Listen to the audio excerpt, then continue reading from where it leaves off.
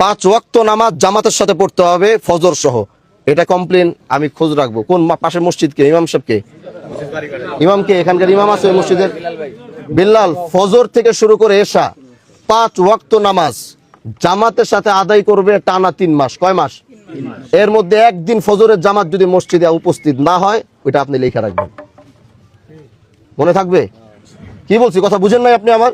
হ্যাঁ, ফজর থেকে নিয়ে এশা 5 ওয়াক্ত নামাজ জামাতের সাথে টানা 3 মাস। কয় মাস? টানা 3 মাস। একদিন মিস হবে, একদিনের হাজিরা আমি রাখবো, খবর রাখবো, ওই একদিনের শাস্তি হবে। টানা 3 মাস, মনে থাকবে ইনশাল্লাহ। ভুল হবে জামাতের সাথে। কি বলছি? ইমাম সাহেব যখন আল্লাহু আকবার তখন গিয়ে ধরতে হবে এবং টানা 3 মাস পড়তে হবে। তারপরে কি করতে হবে এটা আমি দেখবো। শাস্তি আর অনেক বড়ই তো। ভাগ্যে শুক্রিয়া আদায় করেন, 25,000 কইছি, 50,000 কই নেই। আশেপাশ থেকে আওয়াজ আইছে, আশেপাশ থেকে আওয়াজ আছে 50,000। আমি ওর দিকে তাকিয়ে কইছি 25,000। একটা কথা না, এই 25,000 কই থেকে কামাই দিব, কইতে কামাই দিব, দিয়ে দিবে।